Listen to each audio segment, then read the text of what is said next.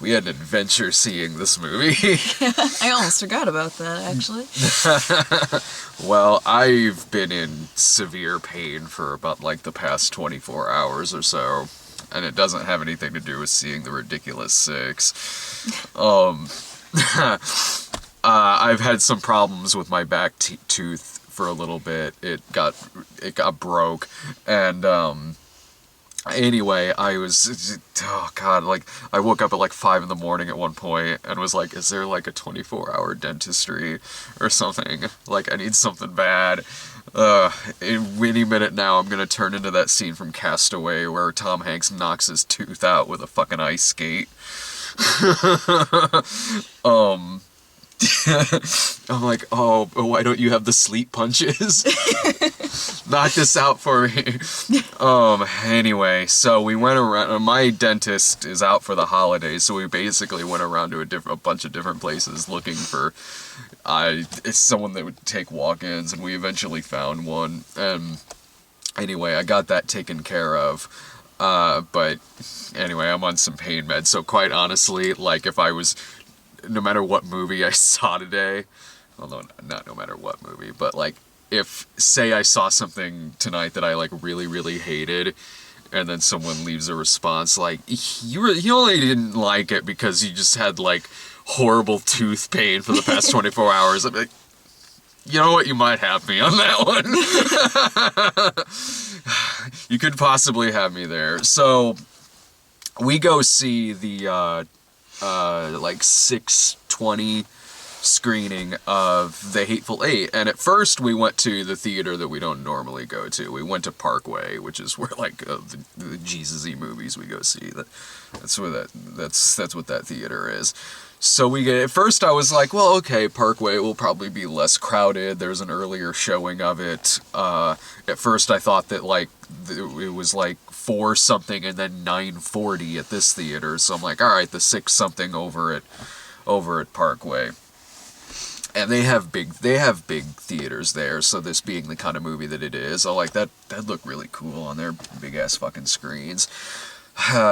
Man. We get there, and we make reference a lot of, like, the really tiny auditoriums at that particular theater that's, like, no bigger than my fucking living room. I think we call it, like, the Alex Cross Theater. We saw Alex Cross in a theater about that size with a rickety projector behind us. It seemed like we were watching a snuff film. So, at first, I'm like, it's in theater 4 and 8 are the tiny theaters. Like, really? The movie that's like, oh, glorious CinemaScope, all this, that's on like a 70mm road show right now. You're putting that in the tiny theater, but the giant-ass auditorium next to it still has the road chip in it? Well, chipmunks are really small. You wouldn't be able to see them unless they're on a really I've big seen screen. that movie. There's a lot of close-ups of those chipmunks. There's more close-ups of them than Jason Lee in that movie. Or that sci-fi guy. So, anyway, I'm like, alright, fine, we're here. Whatever. Boy, I hope that one guy who goes to see Road Chip is enjoying that entire auditorium by himself. Meanwhile, there's several people packed into the tiny auditorium that some idiot decided to put The Hateful Eight in. And it didn't, so we sit down, and the trailers start playing. And right away I notice there's a problem with the trailers. I've read where, we didn't see like the 3-hour and 10-minute version of it that's like the roadshow thing going on. We didn't see that. But I've read where people who have seen that, like, I guess there was a lot of projector problems or something like that, and go figure. I think this is unrelated to that, but we happen to have fucking problems at this goddamn theater. I noticed in the trailer that it was almost like one of the speakers was out. Like, the audio of the people talking was fine, it was like it should be, but the audio of the music in all of the trailers and everything was low, and then, like, sound effects where you couldn't hear them. It was like, you're watching something, in like if you have like a speaker that's out in your car, or you're watching something in mono and it shouldn't be in mono, it's like old videos of mine that were recorded in mono, and then somebody watches it in mono on somebody watches it on their laptop with one of their speakers out, and there's just certain things about it that's missing. Anyway, during the trailers, I got up and said something. I was like, yeah, there's something wrong with the sound. It's like, it's not in stereo. Like, there's sound that's missing. The music is far down. It's bad. Like, I could hear people behind us, like, sighing, and across from us. So, more trailers go on. Nothing happens. The movie starts. I'm like, fuck. So I get back up. I'm like, there's still something wrong in there. They're like, oh, okay, we'll have another look at it. So then the movie goes on for, maybe 15 minutes? Something like that. I lean over and I'm like, I hate to ask, can we go see this at the other theater? And you thought it was a problem with my tooth. Yeah, I thought you were going to be like, I'm in serious pain, we have to go. Oh, if I was in serious pain, that ain't gonna stop me from seeing the new Tarantino movie. So we got up, we got our money back, and then she said something like, yeah, he said that there was nothing wrong with the projector, so I guess that's just how the movie is. Like, it's so not. And also the trailers were like that. She's like, oh, okay. Well, yeah, I'll give you your money back. So I got my money back. There was a 7:30 showing here, so we just hightailed it over here, which is only like a mile away. So we went to go see it here on a much bigger screen. And with sound that worked. Which is great, because we got to hear in the first 15 minutes of this where they play music from Exorcist 2. That was pretty cool. You were wondering why I was laughing. You just found horses really amusing. Oh, like, they're playing music from Exorcist 2. Awesome. I mean, it was on kind of like an uncomfortably long close-up of like horses' mouths, so... There's a lot of uncomfortable close-ups on like Richard Burton's mouth in Exorcist 2, so it totally worked out. Say what you will about Exorcist 2 being a sucky movie. It is. It's really beautiful. It's well made. The music is gorgeous. So it's nice seeing music like that in a pretty good movie. But anyway, I guess now, 30 minutes into the video, we should probably talk about the movie. Did you like it? Yeah, totally. Yeah. It's got a lot of really great things about it. It's a gorgeous film. Like, if Tarantino wanted to make westerns for the rest of his life, he could easily go down as probably one of the best western filmmakers of all time, based on his cinematography alone. It's a gorgeous film.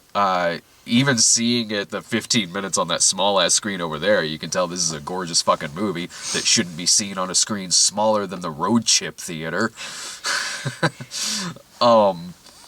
So it's a very Tarantino movie.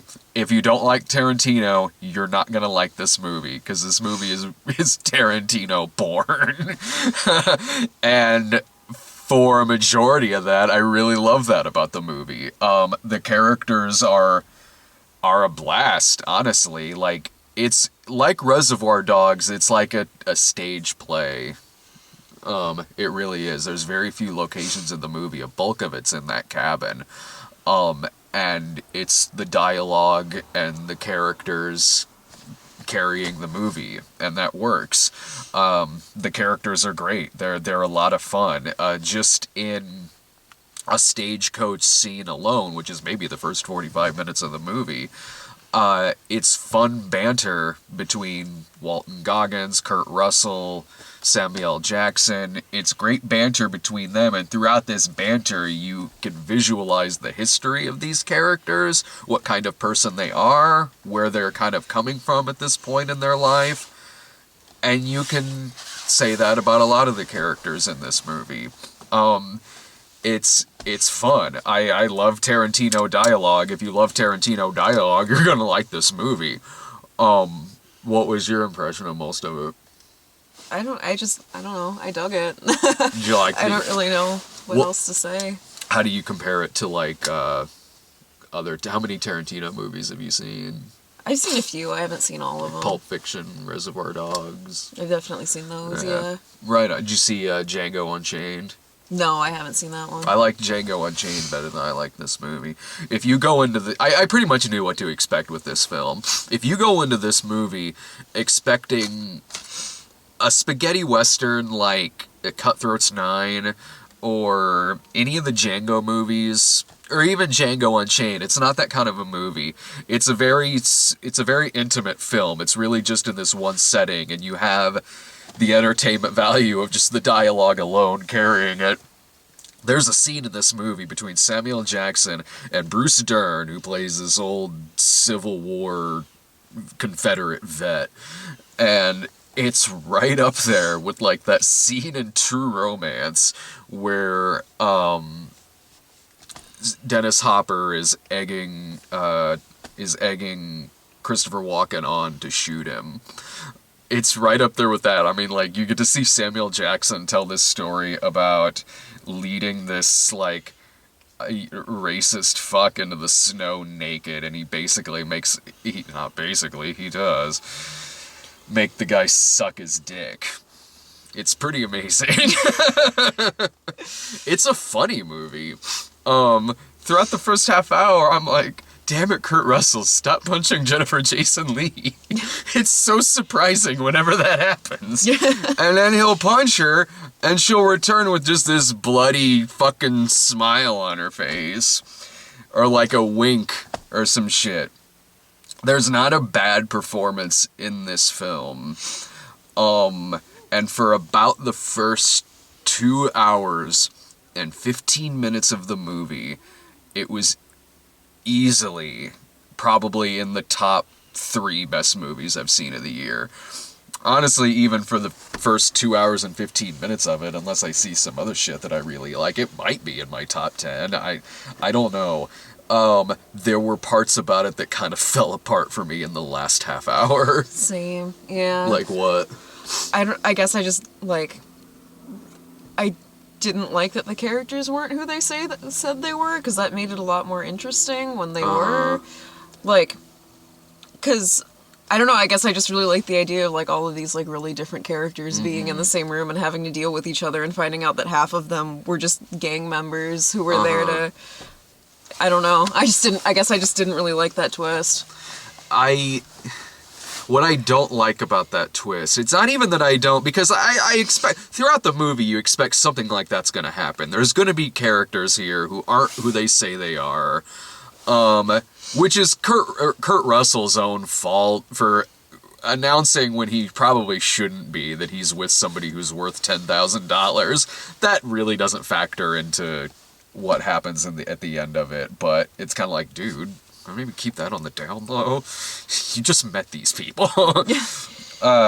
So we're introduced to, probably about 2 hours and 15 minutes in, or maybe at the 2 hour point, we're introduced to the fact that Channing Tatum has been hanging out in the basement or underneath the floor through the movie. And he's really good in this movie. He's really good in this movie.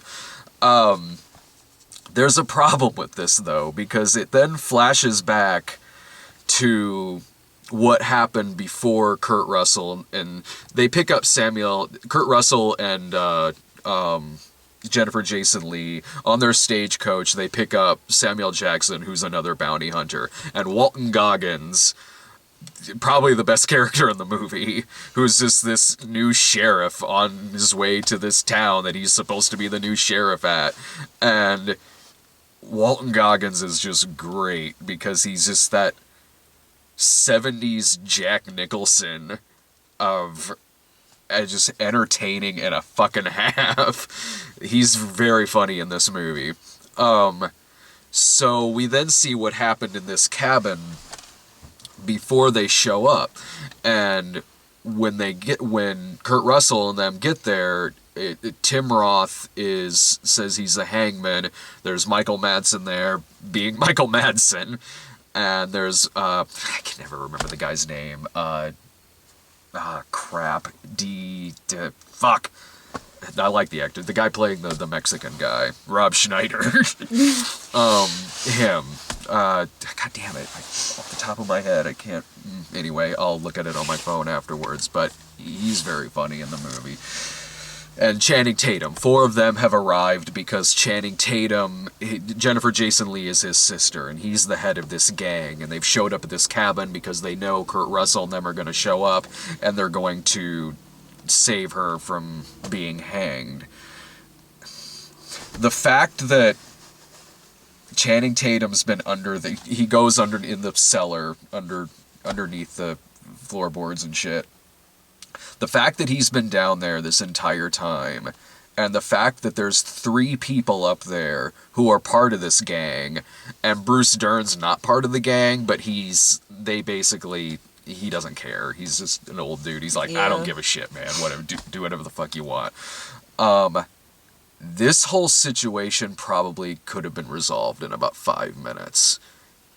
And it's a 3-hour movie. Between 3 people who are armed on the inside and 1 guy under the floorboards, 5 seconds, Kurt Russell's dead. Especially since he and the girl came in first. All they would have had to do was shoot him and then shoot the other 2 as they came in. Yeah. That's what I was thinking too. Mm-hmm. I'm like, having them come in first makes the whole thing fucking pointless, because then it's not 4 against 4. It's literally... Yeah. Exactly. Boom. You've won. Especially given the fact in the last half hour, I was kind of rooting for them a little bit. I was too, honestly. Yeah. I really kind of was. I mean, it's one of those movies like Reservoir Dogs and other Tarantino movies where there's really no good person in the movie. Yeah. So no matter who you're rooting for is kind of a bad guy in a way. Hey, buddy. Yeah. Hey, I wonder if it's the same one. He's looking for his skunk friend from a month or so ago. So, and not only that, but so then, okay, it flashes back to Channing Tatum and all of them arriving. And before it flashes back, Channing Tatum has shot through the floor. He's shot Samuel Jackson in the nuts. He's wounded Walton Goggins in the leg. Tim Roth takes one in the gut, because of course, because Reservoir Dogs. Michael Madsen's fine, but okay. And then when it cuts back, Walton Goggins and Samuel L., who they've put him on a bed, who's bleeding out but still has a gun, and Walton Goggins does, and they've got it pointed at the cellar door, ordering for Channing Tatum to come out. What is stopping him from shooting them underneath the goddamn floor? Why does he open... Like, okay, yeah, eventually they point their gun at Jennifer Jason Leigh and say, if you don't come out, we will shoot her. Eventually they do that. They're not always doing that. What's stopping him from... They also know there's a gun underneath that table, so either of them could have gotten that. Yeah, from a guy who's been shot in the nuts and a guy who's been... She might not, but the other dude did. Yeah, Michael Madsen. And this only happens so the movie can go on for another 45 minutes, so that characters can kind of repeat the same things that they've repeated in the first 2 hours, so that Jennifer Jason Leigh can try to make this deal with Walton Goggins that goes nowhere. Yeah, really. And Channing Tatum throws his guns up and surrenders and gets his head blown off. This fell apart in the last half hour of it. Wow. I mean, even before then, it was kind of falling apart a little bit, because I was like, all right, this could have been solved in 5 minutes. And that was kind of a complaint that I didn't have, but that some people had about Django Unchained, because they were like, well, why don't they just buy her back from, like, why do they need to go through this whole, like, acting spiel about when they're trying to buy back Jamie Foxx's wife? At least to me, there was context to that, because Christoph Waltz's character was a very theatrical person. He seemed like the kind of guy who would do that. out of shits and giggles, or just because it would just entertain him. There's not context in this movie for this situation lasting as long as it does. Yeah, no, definitely not. Especially because, yeah, Bob could have gotten Samuel L. Jackson in the barn, and then they could have killed Kurt Russell in the end. Like, yeah, man, fuck, god damn it, this for a majority of it, this was easily one of the best movies I've seen of the year. Fucking, the more I'm talking about it, the more this last half hour is pissing me off. Yeah, it was bothering me too, honestly, because, I mean, I guess for more shallow reasons, I just didn't find it, like, when it's like basically a whodunit and the answer is everybody, like, that's less interesting to me. I don't know, I just really didn't find that twist all that interesting, because now I don't know, it's not interesting. Yeah, I didn't find it, I would have found it interesting if it made sense. If it made fucking sense, then I'd be like, okay, I see no holes here. I see, whether or not you say someone thinks it's predictable or not, that's one thing. But at least, like, maybe I didn't find it predictable. I neither did found I, the twist really? uninteresting. Yeah, I wasn't like, holy shit, or anything like that. I was more like, what? Because it doesn't make sense. It doesn't make any sense. And then I don't know, like, it was... They hang her at the end. I don't even, because it cuts to them talking and then it cuts to them hanging her. I don't know how the fuck they overpowered her. Yeah, they're both shot. Yeah, I know they got guns, but come on. Like, you have to, at some point, manufacture this rope, tie it like you'd have to fucking hang somebody, and then put it around this person's neck who is not nearly as wounded as you are. I'm not fucking buying it. I'm not. There is not a single thing I buy in the last half hour of this movie, and it pisses me off. God damn it. Other than that, it's a beautiful film. There's a full length's worth of movie that 100% works in this. Fuck. I don't, and this is such a gaping hole about the movie that I don't even know how it could be fixed. Like, sure, you could edit it down as much as you want, because it does go on long. It does. It doesn't need to be 2 hours and 45 minutes. I don't know what in the fuck is in this to make it 3 hours and 10 minutes. Because there was not a point where I was like, I don't know, something seemed missing here. Maybe they actually show how the fuck they overpower her. Yeah, they should have shown that. Because, like, seriously, where they just, like, put your head in the snooze, and she was like, okay. Yeah.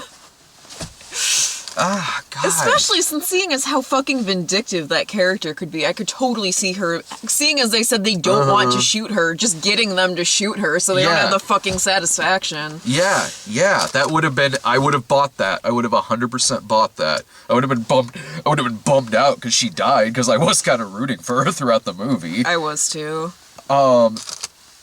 This movie just, the gore is great. Like, I mentioned Cutthroat's 9 earlier. Tonally, it's not like that movie, but it's about the most graphic Western I've seen since that movie.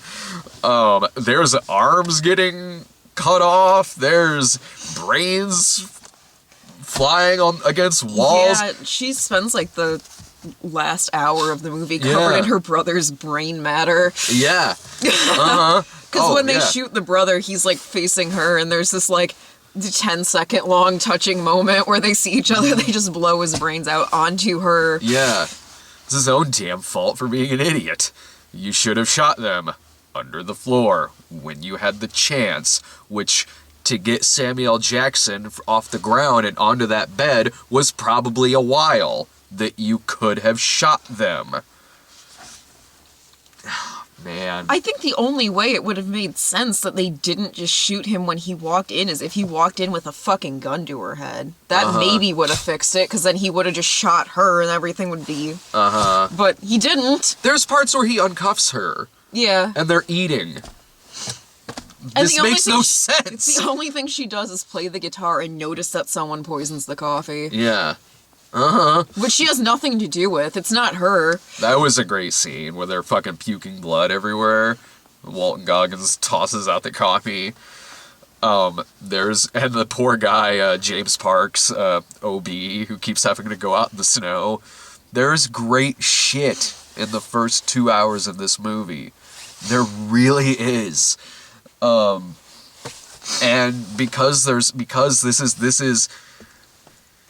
is a movie to see in theaters on a big screen, because the cinematography's that good. Like, it's probably the best cinematography I've seen all year. It's a gorgeous film made by somebody who obviously grew up on movies, loves making them. He is a true filmmaker. He's one of my favorite directors. He's been one of my favorite directors since the fucking early mid-90s. I get excited every time. I haven't liked 100% of his movies. I wasn't really a fan of Death Proof. There were parts of Volume 2 of Kill Bill I could have done without, but I would not say they're bad movies. I wouldn't say this is a bad movie. I would say that it's worth the experience to see this on a big screen, because it's got fun characters. The dialogue is witty. It's funny. It's really good Tarantino dialogue, and if you like that, if you enjoy that, you're gonna like this. As I do. I loved the dialogue in this movie. The first 85% of it. So I would highly recommend seeing this on a big screen. I don't think I can recommend paying a full price for it because of the shit that pisses me off. I can easily recommend paying for, like, a matinee showing or something like that, or maybe a less pricey theater, as long as it's not the fucking Parkway 8. What do you think? I mean, how would you recommend this? I'd recommend it. I do think the good parts of it make it worth seeing, for sure. Like, yeah, the end of it bothered me, but not so much that I'd be like, and that makes me hate everything about the first part. Me neither. But it's like, I'm harping on it a lot because it's such a problem with this movie, and it's also the last part of the movie, so it's what you remember when you walk out of the theater. Yeah. No, I mean, I really liked Daisy. I thought she was a fucking amazing character. Mm-hmm. Like, I was actually genuinely really upset that she died at the end. I was too. I honestly really was. And I felt really bad for her when her brother got his brains shot all over. Like, the shit that she went through, I felt bad for her about, and like, I don't know, there's something really charming about this character. Yeah. Like, she gets punched in the nose and then, like, smirks as the blood is just dripping into her mouth. I don't know. I liked her. I did too. And I love Zoe Bell, who played the New Zealand woman. Oh, yeah. I just genuinely love her. I wasn't that much of a fan of Death Proof, but she makes Death Proof easily worth watching alone. I wish she was, like, an A-list action hero in movies, because goddamn, she can kick some ass in movies. I wish I loved this movie more than I did. I really do, because right now I'm turning into the movie and I'm gonna be repeating myself. But I think I do think it's a damn good movie, and that there's a lot of truly great things about it. 80% of this movie is a great movie, and then 20% of it kind of sucks. Which is more than a little infuriating. But if you don't have a problem with that, there are plenty of movies that I really like that certainly have holes in them. They certainly do, and I don't give a shit. Oh yeah, no, same here. And I don't give a shit about them, you know. About whatever hole might be in the movies. This one, it made a majority of this movie not make any fucking sense. But it's better than The Ridiculous Six. It is better than The Ridiculous Six. Technical merits alone, this is probably still one of the better movies I've seen this year. it is one of the most well-made movies I've seen in the year. But like I said, like it's gonna be one of those where the more I'm thinking about it in the car, the more the last act of this movie is pissing me off. But you know, like I said, even if I wake up tomorrow pissed, I'll still say you should at least see this as a matinee. You got any final thoughts about it? Yeah, no, I mean, I pretty much agree with what you said. I think it's worth seeing, but the ending pissed me off. Yeah. And I'm glad it pissed you off, too, because I was like, maybe I'm just nitpicking. I don't know. No. No, I don't think you are. Because I didn't even think about the fact that they could have easily just fucking shot. Mm-hmm. And, oh god, because they came in first. I don't know. That hurts. It didn't even occur to me until you said it, but like, yeah, honestly, like, leaving, I was just like, I didn't dig that twist at all, but... Yeah. But what are you gonna do? It'll be over with in like an hour or so. Since we've been here for 2 hours.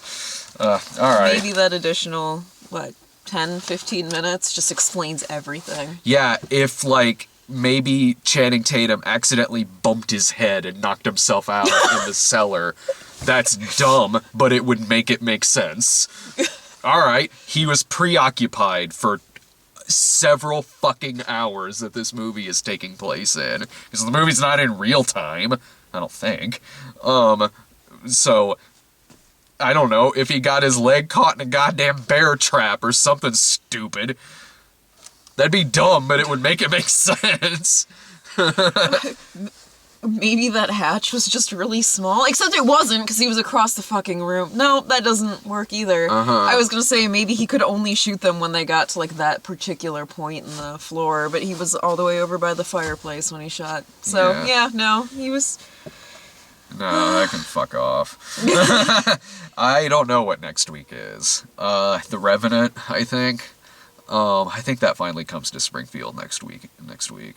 But anyway, I'm excited about The Revenant. That hasn't come to Springfield yet. But past that, it'll be the usual slate of January movies. So sweet. See ya.